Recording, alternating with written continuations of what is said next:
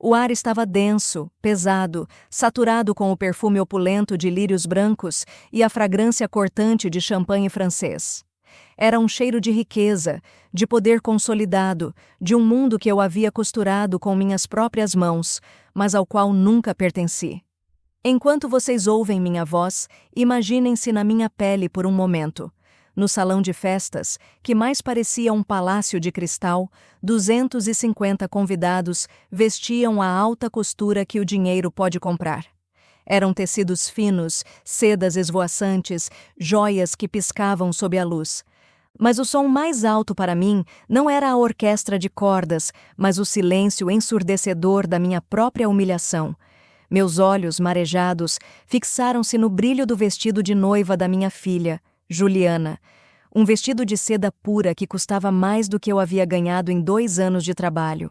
Eu, a mãe, a costureira que transformou retalhos em sonhos, estava ali, encolhida, não na mesa de honra, mas em um canto esquecido, perto da porta da cozinha. O cheiro de fritura e desinfetante era o meu novo perfume. Já se sentiram assim? Invisíveis no lugar que deveriam ser os reis? A traição de sangue. A pessoa que eu mais amei, a quem dediquei cada batida do meu coração e cada pontada dos meus dedos, me tratava como um erro, uma mancha a ser escondida. O público, inconsciente do drama, bebia e ria, mas eu sabia que o verdadeiro espetáculo de crueldade estava prestes a começar, e o palco era o meu próprio coração. Era para ser o dia mais feliz da minha vida. O ar estava carregado de perfume de lírios brancos e champanhe francês. No salão que mais parecia um palácio de cristal, 250 convidados vestiam a riqueza que o dinheiro pode comprar. Mas eu, Marisa, a mãe da noiva, estava encolhida num canto esquecido, perto da porta da cozinha. O cheiro de fritura e desinfetante era meu novo perfume. Enquanto todos admiravam o vestido de seda pura da minha filha, que custava mais que 10 anos do meu trabalho, eu ouvia o som mais alto daquela festa, o silêncio ensurdecedor da minha própria humilhação. E então aconteceu. Minha própria filha, diante de todos, gritou: "Segurança! Tirem essa mulher daqui. Ela não é convidada, é apenas a costureira." Mas esta história não termina aqui. Ela começa aqui. Porque o que vem depois da humilhação é a virada. Se você já se sentiu invisível no lugar que deveria ser seu, se já duvidou do seu valor por causa do olhar alheio, se sacrificou tudo por alguém que nem enxergou seu esforço, esta história é para você. Vamos caminhar juntos nessa transformação? Curta este vídeo. Se você acredita que toda dor pode ser o início de uma nova história, comenta: "O algodão tem mais força." E me conta, qual momento da sua vida precisa de uma virada? Compartilha com quem precisa ouvir que o valor de uma pessoa não é definido por quem a rejeita. E se inscreva no canal e ativa o sininho, porque toda semana trazemos uma nova história sobre encontrar a própria voz e virar o jogo da vida. Sua transformação começa agora, e ela fica ainda mais poderosa quando estamos juntos. Essa história de superação está apenas começando. Para entender como chegamos àquele palácio de cristal, preciso levar vocês para um lugar onde o sol era mais quente e a vida mais crua. Minha infância não teve bonecas de porcelana. Meus brinquedos eram carretéis de linha coloridos e agulhas que minha mãe me ensinava a enfiar antes mesmo de eu saber ler.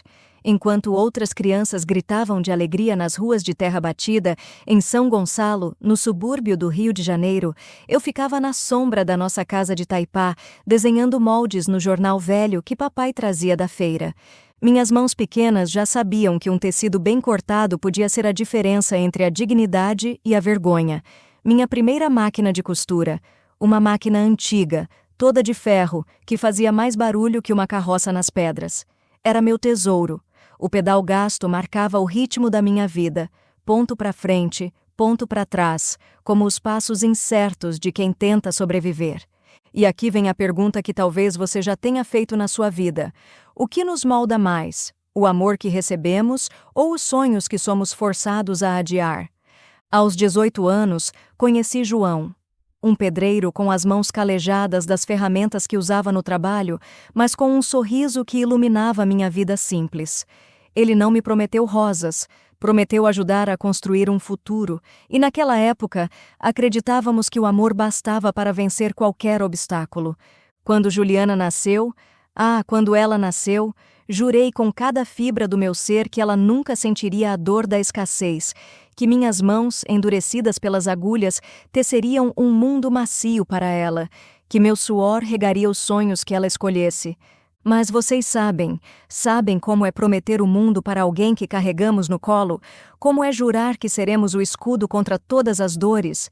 O que ninguém nos conta é que às vezes o mundo não é nosso para dar, e que o amor mais puro pode ser confundido com fraqueza por aqueles que deveriam reconhecê-lo como força. E é aí que eu pergunto para você, que está me ouvindo agora: quantas vezes você se sacrificou por alguém achando que estava construindo um castelo, quando na verdade estava cavando sua própria solidão? João faleceu em um acidente quando Juliana tinha 5 anos, uma viga de concreto, um descuido, e o futuro desmoronou. A máquina Singer se tornou minha única aliada. Costurava dia e noite, sob a luz fraca de uma lâmpada de querosene, para garantir que Juliana tivesse o melhor. Ela nunca usou roupas de segunda mão. Eu, com mãos calejadas e olhos inchados, criava cada peça. Recusava convites, não comprava para mim, vivia à base de café e pão amanhecido para pagar a melhor escola. Vocês já fizeram um sacrifício tão grande por alguém só para se perguntarem depois se valeu a pena? Aos 12 anos, as primeiras rachaduras começaram a aparecer, e elas não vieram com estrondo, mas com um sussurro que doía mais que um grito. Lembro de cada detalhe do dia da feira de ciências. Saí direto do ateliê, orgulhosa como só uma mãe pode estar. Trazia nas mãos o projeto que ela havia feito, um sistema solar de isopor que eu mesma ajudei a pintar, mas trazia também nas roupas o cheiro do meu trabalho, o aroma do anil, do tecido novo, do ferro quente. Era o perfume do meu amor traduzido em suor. E então ela veio, minha menina. Me puxou pelo braço com uma força que não conhecia. Seus olhos não eram os da criança que eu embalara, estavam cheios de um fogo estranho. Mãe, por que a senhora veio assim? O sussurro era ácido, cortante. A senhora está me envergonhando. A mãe da Maria é advogada, não tem cheiro de nada. Naquele corredor da escola, eu não era mais a mãe que fazia mágica com retalhos. Era uma mancha, uma vergonha ambulante. E o golpe? O golpe não era pela pobreza, era pelo desprezo à minha essência, ao cheiro de trabalho honesto que impregnava minha pele como uma segunda alma. E eu pergunto a você, quando foi a primeira vez que você percebeu que seu amor mais puro não era suficiente, que seu orgulho era a vergonha de alguém, mas o verdadeiro naufrágio aconteceu 3 anos depois. Aos 15 anos, economizei durante 6 meses. Comprei a seda mais pura que minhas mãos já haviam tocado. Passei noites em claro. Cada ponto era uma oração, cada linha uma declaração de amor. O vestido era perfeito, branco perolado, com detalhes que só uma mãe que conhece cada curva do corpo da filha poderia fazer. Na festa, ela abriu o presente diante de todas as amigas. Eu esperava ver seus olhos brilharem. Em vez disso, veio o sorriso torto, o deboche disfarçado de gratidão. Ai, mãe, que lindo! A voz era doce como veneno. Mas foi feito em casa, né? Dá para ver a costura. Eu já comprei uma da grife que todas estão usando. Esse aqui. E aqui veio a facada. Eu vou usar para dormir, tá? Obrigada. Naquela noite, enquanto costurava o vestido de outra debutante, as lágrimas caíam sobre o tecido alheio. Cada ponto que dava era uma facada no meu próprio coração. E foi ali, na solidão da minha máquina de costura, que entendi a terrível verdade. O amor da minha filha tinha um preço, e esse preço era a minha própria invisibilidade. Quantos de vocês já pagaram esse preço? Quantos se diminuíram para caber no mundo de alguém? Quantos ofereceram suas sedas mais puras e receberam em troca o desprezo por não serem de grife? Mas saibam de uma coisa: toda costura rompida pode ser refeita. E às vezes, as linhas mais fortes são aquelas que sobreviveram aos rompimentos. Quando ela entrou na faculdade de Direito no centro do Rio, algo em mim já sabia. Ela não estava apenas mudando de cidade, estava mudando de mãe. A mentira veio enrolada em verniz social. Minha mãe? Ah, é uma estilista aposentada. Vive no interior cuidando da fazenda da família. E eu aceitei. Por amor? Por covardia? Ou por aquele fio de esperança de que, fingindo ser quem não era, eu ainda poderia permanecer na vida dela? Minhas visitas se tornaram visitas noturnas. Eu era uma sombra que entrava pela porta dos fundos, sempre após as 10 da noite. Na minha bolsa, levava 2 coisas: marmitas de comida congelada que eu mesma fazia e envelopes com dinheiro que eu contava 3 vezes antes de entregar. Mas houve um dia em que o relógio do meu coração adiantou. Cheguei mais cedo. A porta do apartamento estava entreaberta. De dentro vinham risadas, música, o som de taças se encontrando. E então, ela apareceu. Seus olhos não foram de surpresa, foram de pânico, de terror puro. "O que a senhora está fazendo aqui?" O senhora doía mais que um insulto. "Entre pelos fundos, rápido! Se alguém te vir, vão pensar que você é a faxineira nova." E eu obedeci. Como uma cachorrinha surrada, entrei pela cozinha. Sentei no chão da despensa, entre baldes e produtos de limpeza. Abri minha própria marmita. A mesma comida que ela comeria amanhã. Mas eu comia no chão, ouvindo sua risada cristalina do outro lado da porta. Cada garfada tinha gosto de humilhação. Cada risada que eu ouvia era um prego no meu orgulho. O cheiro do meu próprio tempero caseiro se misturava ao aroma do desinfetante. E eu me perguntava, quando exatamente eu tinha me tornado um fantasma na própria vida da minha filha? Naquela despensa escura, eu não era mais a mãe que dava a vida. Era a funcionária fantasma que precisava ser escondida. A prova viva de uma origem que ela queria apagar. E a pergunta que ficou ecoando na escuridão não era por que ela me rejeitava, mas porque eu permitia que minha existência inteira fosse reduzida a uma visita clandestina pela porta dos fundos. O noivado com Gustavo não foi apenas um anúncio, foi a consolidação da minha sentença de exclusão. Lembro do jantar. O restaurante era tão luxuoso que até os guardanapos pareciam intimidados. Gustavo, polido como um executivo em reunião importante, virou-se para mim. "Dona Marisa, a Juliana me contou que a senhora tem um ateliê. Algo mais artístico, não é?" Eu respirei fundo, orgulhosa. Finalmente um reconhecimento. Mas antes que eu pudesse falar da minha arte, a voz dela cortou o ar como uma faca. "Ah, Gustavo, é só um passatempo. Coisas de mãe, você sabe. Ela faz uns panos de prato, umas bainhas. Nada que valha a pena mencionar." Naquele momento, eu não era mais uma artista de mãos abençoadas. Era uma velha excêntrica com hobbies. Uma peça do museu particular dela que precisava ser explicada e diminuída. Mas o golpe mais profundo, aquele que cortou o último fio de esperança, veio com o vestido de noiva. Eu insisti em costurá-lo. Um último ato de amor. Comprei a seda italiana mais cara que minhas mãos já haviam tocado. Um tecido tão puro que parecia feito de lágrimas de anjo. Passei noites estudando cada detalhe, cada caimento. Quando mostrei o tecido a ela, seus olhos não brilharam. Seus lábios se curvaram num sorriso torto de escárnio. "Mãe, é um Vera Wang. A senhora não tem capacidade para isso. Sua costura é de bairro, não de alta costura." E então, a sentença final. "Mas para não dizer que não te dei uma chance, pode fazer os guardanapos de linho. É o máximo que a senhora pode fazer sem estragar a decoração." Guardanapos. Panos para limpar a boca depois do banquete. Panos para secar as mãos que me negavam. E eu os fiz. Cada guardanapo de linho foi costurado com as lágrimas que eu engolia.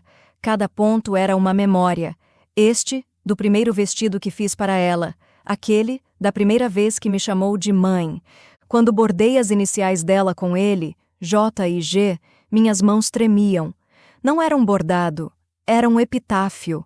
Um sudário para enterrar o amor materno que ela tanto desprezava. Quantos de vocês já tiveram seu maior talento reduzido a um passatempo? Sua arte é chamada de hobby? Seu amor é tratado como algo menor? E a pergunta que dói mais: Até quando vamos permitir que outros definam o valor do que fazemos e, principalmente, de quem somos? Se você já se sentiu diminuído, curte e me diz que entende essa dor. Comenta. Minha arte não é hobby. Compartilha com quem precisa lembrar do próprio valor. Porque, às vezes, são nas pequenas costuras invisíveis que se esconde a força mais resistente, e os guardanapos que ela tanto desprezou um dia iriam se tornar minha bandeira. E então chegamos ao ápice, o dia do casamento. O salão era um palácio de cristal, exatamente como eu descrevi no início. Lustres que cegavam, flores importadas, 250 pessoas vestindo histórias de sucesso. E eu? Bem, eu estava onde ela me designou, no último canto perto da cozinha, o cheiro de fritura ainda pairando no ar, uma ironia cruel. Meu vestido azul marinho, simples mas impecável, feito por essas mãos que tanto ela desprezava. Meus olhos não paravam de segui-la. Ela estava radiante, e em um impulso, uma chama final de esperança, eu me levantei. Caminhei em sua direção, apenas queria um abraço, um último gesto de mãe. Foi então que nossos olhos se encontraram. E não havia amor no olhar dela. Havia pânico, raiva, nojo. Antes que eu pudesse abrir os braços, ela agarrou o microfone. E a voz que saiu não era a da minha filha. Era a voz de uma estranha, clara, cortante, projetada para todos ouvirem. Segurança! Tirem essa mulher daqui. Ela está cheirando a mofo e estragando a festa. Um silêncio gelado caiu sobre as 250 pessoas. 500 olhos se voltaram para mim. Ela não é convidada, ela continuou. Cada palavra uma facada. É apenas a costureira. Eu senti o mundo desmoronar. O segurança segurou meu braço, e enquanto ele me conduzia para fora, ela se aproximou, rápida. Seus olhos eram de ódio puro.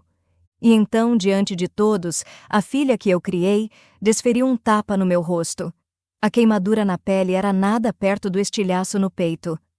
Eu disse para não me envergonhar. Você não é mais minha mãe, ouviu? É uma costureira. Fique no seu lugar. Você é uma vergonha.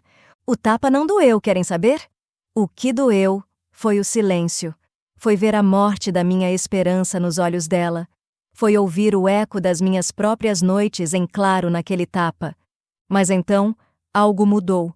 Algo dentro de mim se quebrou de vez, e do caco surgiu uma força que eu nem sabia ter. O segurança soltou meu braço, e eu não saí pela porta de serviço. Caminhei, com a marca vermelha no rosto como uma medalha de guerra, direto para a porta principal, de cabeça erguida, deixando para trás não uma filha, mas a sombra da que um dia eu amei. Cada passo era um enterro, cada respiração um renascimento, e naquele corredor eu não era mais a costureira. Era uma fênix, e as cinzas... Bem, as cinzas iam fertilizar um império. Mas esta história não é sobre ela. É sobre o que nasce do fundo do poço. É sobre o que acontece quando a humilhação para de ser uma ferida e se torna um combustível. Saí daquele casamento com a marca do tapa ainda ardendo no rosto. Não corri para casa. Caminhei até uma praça qualquer em São Paulo e sentei-me num banco de madeira gasto. E ali... sozinha, com o vestido azul marinho ainda impregnado do cheiro do salão, eu me encontrei. A decisão não veio com gritos ou lágrimas, veio com uma calma aterradora. Eu não queria vingança, queria libertação. Naquela mesma semana, fiz o que precisava ser feito. A casa em São Gonçalo, a casa onde criei Juliana, onde enterrei meu marido, onde guardava cada memória, foi colocada à venda. Não contei a ninguém. Quando a papelada foi assinada e a chave entregue, senti algo se romper dentro de mim. Não era dor, era o peso de uma vida inteira sendo deixada para trás. Com o dinheiro na mão, comprei passagem só de ida para São Paulo. Aluguei um salão minúsculo no centro, 3 paredes de tijolo à vista, um chão de cimento e uma janela que dava para um beco. Era tudo. A primeira coisa que coloquei lá dentro não foi uma máquina. Foi um espelho grande, velho, que comprei num ferro velho. Eu precisava me ver. Precisava lembrar para quem estava costurando agora. Pintei as paredes de branco com minhas próprias mãos, instalei prateleiras de madeira crua. E então fui até o comércio e comprei uma nova máquina, não uma Singer antiga, uma máquina industrial, moderna, silenciosa e potente. Ela não cantava como a antiga, ela rugia. Montei uma placa simples pintada à mão. Ateliê Marisa, alta costura.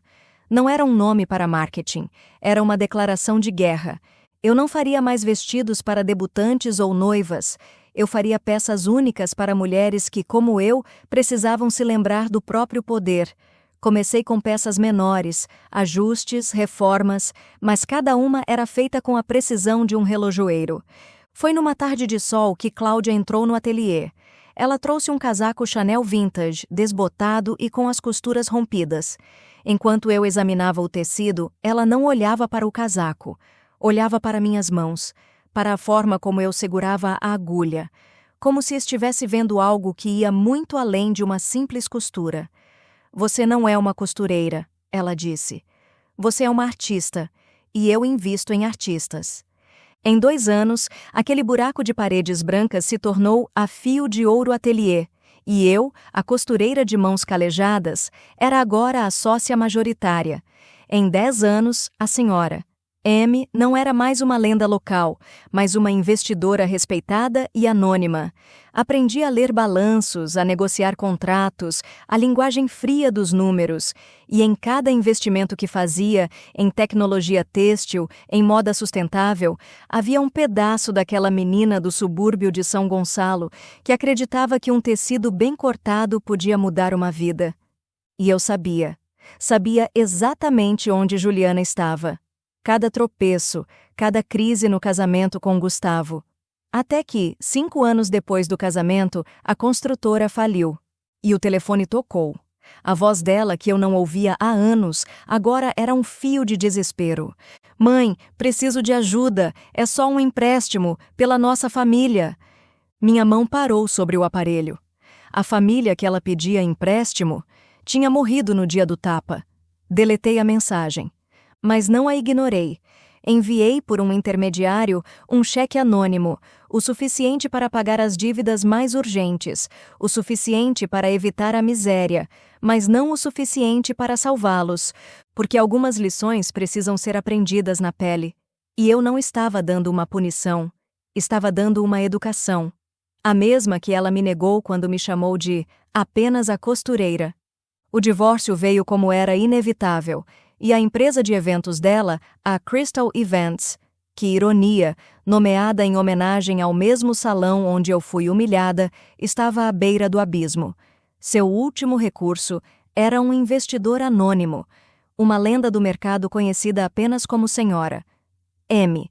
E o evento para seduzir essa investidora seria no mesmo Palácio de Cristal. O universo, às vezes, tem um senso de poesia cruel. Naquela noite, observei tudo de longe primeiro. Ela estava linda, é claro, mas era uma beleza frágil, como porcelana prestes a rachar. Seus olhos saltavam de convidado em convidado, procurando desesperadamente pela salvação. E então, as portas do salão se abriram. Eu entrei. Não era a mulher de vestido azul marinho escondida perto da cozinha. Eu usava um vestido de seda negra da Fio de Ouro, um corte impecável que gritava autoridade. Meus saltos ecoavam no mármore como martelos. Não cheirava a mofo, cheirava a poder. Juliana empalideceu. O microfone escorregou de suas mãos e caiu no chão. O som ecoou naquele silêncio repentino. Caminhei até o palco. Peguei o microfone que rolou até meus pés. Minha voz, quando saiu, não tremeu. Foi clara, firme e cortou o ar como uma lâmina. Boa noite a todos. Eu sou a senhora M. E sim, Juliana, eu sou a sua mãe. O choque na cara dela era quase físico. Os olhos arregalados, a boca entreaberta. Era a imagem viva do desmoronamento. Você me ensinou a lição mais valiosa da minha vida. Continuei, olhando para ela, mas falando para todos. Que o amor incondicional de uma mãe, quando dado à pessoa errada, pode ser a maior fraqueza de uma mulher. Que quando o próprio sangue trai, a única pessoa em quem podemos confiar é em nós mesmas. E então, tirei do bolso do meu vestido um pequeno quadrado de linho branco, perfeitamente dobrado. um dos guardanapos que ela me ordenara fazer para seu casamento. Estiquei-o diante de todos, as iniciais J e G que eu bordara com lágrimas agora brilhavam sob a luz dos cristais. Lembra deste guardanapo, Juliana? Você me disse com todas as letras que eu só servia para fazer panos de prato, que minha costura era de bairro, não de alta costura. Estou aqui hoje para mostrar a você e a todos nesta sala que o algodão humilde que você tanto desprezou. Minha voz elevou-se, enchendo o salão. Tem mais força, mais durabilidade e mais caráter do que toda a seda efêmera que você já vestiu. Ela desabou. Não uma queda graciosa, mas um desmoronar de joelhos no chão. As lágrimas escorriam, manchando a maquiagem perfeita. Me perdoa, mãe. Eu fui horrível. Eu te amo. Eu preciso de você. Respondi. Não, você precisa do meu dinheiro. Minha voz ecoou pelo salão como um tapa. Todos olharam espantados.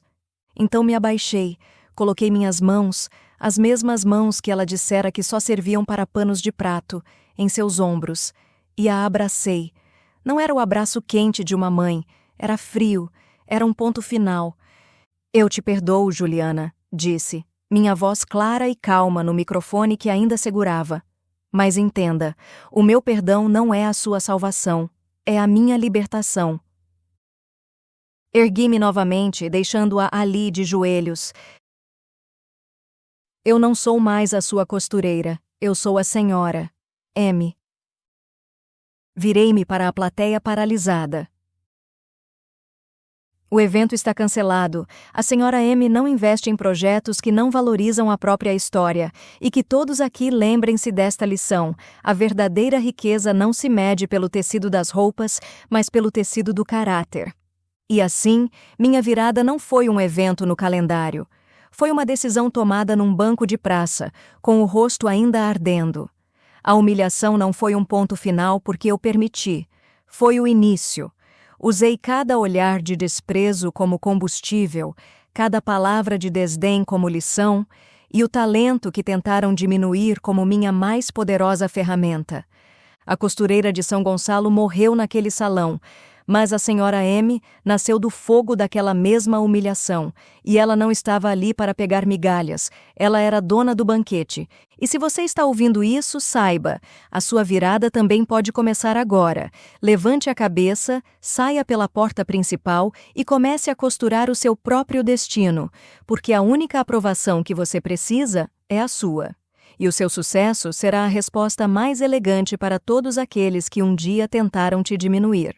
E se você acompanhou essa jornada até aqui, não esqueça de deixar aquele like, comente de onde assistiu este vídeo, compartilha a minha história com alguém que precisa se reerguer e se inscreva no canal para aumentar nossa comunidade.